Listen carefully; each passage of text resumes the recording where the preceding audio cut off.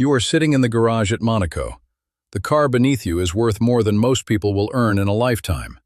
The crowd outside is electric. The world is watching. And you are about to drive. But that is not where the story starts. It never starts there. To understand what it means to truly live inside Formula One, from the bottom to the very top, you have to go back. All the way back to the beginning. Level 1. The beginning. You are 8 years old, maybe 9. Your parents found a kart track on the edge of town. They drove 40 minutes on a Sunday morning because you would not stop talking about cars. You got in. You turned a lap. And something happened inside you that you have never been able to explain. You are not earning money here. You are costing it. Every weekend at the track drains the family budget. Your parents are not wealthy. They are sacrificing. Holidays get canceled. New shoes get delayed. Everything is reallocated toward fuel, tires, and entry fees. But you do not see any of that yet. You just see the track. You just feel the wheel. And every time you go faster than the lap before, you believe, completely and without question, that you are destined for something greater. That belief is your most valuable asset right now. Because the reality of karting is brutal. You will lose races to kids with better equipment, better coaches, more money. You will crash. You will sit in the paddock trying not to cry while your parents quietly calculate whether they can afford next month's race. The sport tests your family before it ever tests you. Level 2, where the first real filter begins. You have been racing for several years. You are consistently fast. People at the track know your name. A regional title is on your shelf. And now the question becomes, what next? The step from karting into junior single-seaters is enormous, not just in terms of skill, but in terms of money. A full season in a competitive junior formula can cost €100,000 or more. You need a manager. You need sponsors. You need someone to believe in you enough to write a check. Most kids disappear here. Not because they were slow, because the funding ran out. The sport is not a pure meritocracy at this stage. It is a negotiation between talent and capital. The fastest kid does not always get the seat. The kid with the best package does. If you survive this level, it is because you have combined something rare. Genuine speed, a family or backer willing to go deep financially, and the kind of mental resilience that does not break under pressure. You have learned to perform on demand, under cameras, in front of scouts, in conditions designed to find your weaknesses. Level 3, where the pressure begins to feel professional. You are now a junior driver. Not in Formula One, not yet, but inside a major team's development program. Your name is on a contract. There is a small salary, or at least your expenses are covered. People around you work in the sport for a living. This is no longer a hobby. This is your career. Your life looks glamorous from the outside. You are traveling across Europe, sometimes beyond it. Your social media grows. People at home see the photos and assume you have made it, but the truth inside the program is far more demanding. You are being evaluated constantly, not just on lap times, but on how you communicate with engineers, how you handle pressure, how you perform in the simulator, how you speak to sponsors at dinner. The team is not investing in you out of kindness. They are investing in an asset, and assets must perform. If you do not deliver results by a certain point, the program moves on. There are 10 other young drivers right behind you, each one just as hungry, each one equally convinced they belong here. That doesn't last, the comfort of feeling chosen. Very quickly you understand that being selected was only the beginning of the audition. Level 4, where most people's Formula One dream ends, and where someone else's begins. You have done it. You have been given a seat. Formula One, the pinnacle of the sport. Your first Grand Prix weekend arrives, and the scale of everything is unlike anything you have experienced before. The garage is filled with over 100 engineers. Every data point from your driving is recorded and analyzed in real time. There are hundreds of journalists. There are cameras everywhere, and you are being paid. A salary exists. For a midfield team on a pay driver arrangement, that number might be modest. Sometimes drivers at this entry level still bring personal sponsorship money to secure the seat. But the point is, you are here. You are racing in Formula One. The gap between Formula One and everything beneath it is staggering. The car is faster than anything you have driven. The braking zones require a recalibration of every instinct you built over a decade.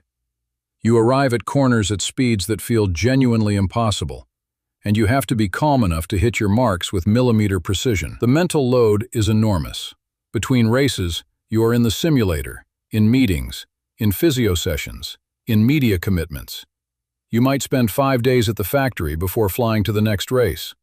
There is no off-season in your head. The job is always present. That's when the real problem starts, because survival in Formula One is one thing.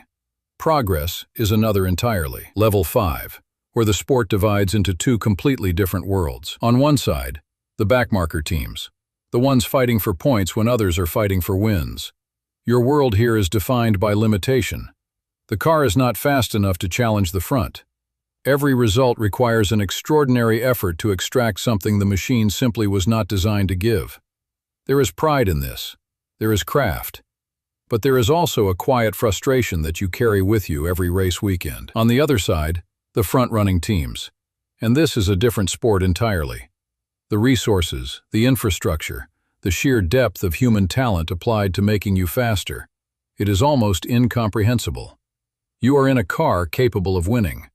And now the only question is whether you are. If you are a midfield driver building your reputation, your income is significant by most standards, but not by Formula One standards. You are earning well. You have a nice apartment near the factory, a manageable team around you, a life that most people would call exceptional. But you are watching the drivers ahead of you earn 20, 30, 50 times more. And the gap is not just financial. It is a gap in opportunity. The competition inside the grid is unlike anything in professional sport. You are not competing against random opposition. You are competing against people who have also won every category below this one.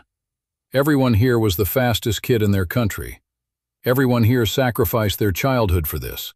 And every weekend, you find out in unambiguous numbers exactly where you stand. Level 6, where everything changes. You are now a race winner, perhaps a contender. Your name is known globally. The endorsements arrive. The income shifts into another category entirely. You are earning tens of millions per year, and the life around that income expands to match it. You have a team of people managing your schedule, your brand, your investments, your security. You travel by private jet. Your home, or homes, are chosen for tax efficiency, privacy, and access to training facilities. Every element of your existence is optimized. But here is what nobody tells you about this level. The higher you climb, the more visible every mistake becomes. A bad weekend at a backmarker team goes mostly unnoticed. A bad weekend when you are expected to win becomes global news. The analysis is brutal, immediate, and universal. Millions of people who have never sat in a racing car will explain, with complete confidence, exactly what you did wrong. The pressure does not decrease with success. It compounds. You are now responsible not just for your own career, but for the livelihood of hundreds of people at the team who need results to secure their funding, their jobs, their futures. The weight of expectation at this level is a physical thing. You feel it in your chest before qualifying. You feel it in the silence of the car on the grid, waiting for the lights. Level 7, the top. And it is lonelier than you imagined. You are a world champion. The number sits next to your name permanently now. Nothing can take it away. You have stood on the top step of the podium with the anthem playing, and known, in that specific moment, that you are the best in the world at what you do. Your wealth is generational. Your influence extends beyond sport. You sit at tables with heads of state, with the most powerful executives on the planet, with cultural figures who shape the world. You are not just an athlete. You are a global brand, a symbol, a story that people in 100 countries have told their children. And yet, the loneliness at this altitude is real. The circle of people you can truly trust shrinks as the stakes rise. Everyone around you has an interest. Everyone wants access, association, opportunity. Learning to distinguish genuine connection from strategic proximity is one of the hardest skills you will ever develop. And no one prepared you for it. There is also the question of time. Formula One is a sport with a shelf life. The physical demands are extreme. The reaction times required, the neck strength, the mental endurance. These things have a ceiling, and the body knows it before the mind is willing to admit it. You have watched great drivers retire unwillingly. You have watched others stay too long. And now you carry the knowledge that this chapter, like all chapters, will eventually close, but none of that diminishes it. Not for a second. Because when the lights go out and the throttle opens and 20 cars launch into the first corner at 200 kilometers per hour, there is nothing else in the world. There is only the race, and you are in it. What never changes, at every level from a muddy kart track on a Sunday morning to the starting grid of Monaco, the thing that drives you forward is the same. It is not the money. The money is a consequence, not a cause. It is not the fame, which arrives uninvited and brings its own complications. It is something simpler and more stubborn than either of those things. It is the gap between where you are and where the car can go. It is the 10th of a second you did not find in qualifying. It is the corner exit you have been refining in your mind since Tuesday. It is the belief, rational or not, that you are capable of more. That belief does not care what level you are at. It shows up at the kart track, and it shows up in the World Championship. It is the engine beneath every other engine. The trade-offs are real at every stage. You lose time. You lose relationships. You miss the ordinary moments that people who have not chosen this path collect quietly and without thinking. Birthdays. Summers. The slow Sunday mornings with no agenda. These things become rare, then rarer. You make the trade consciously, but you make it. The pressure never disappears. It just changes shape. At the beginning, it is the pressure of proving you belong. In the middle, it is the pressure of proving you can stay.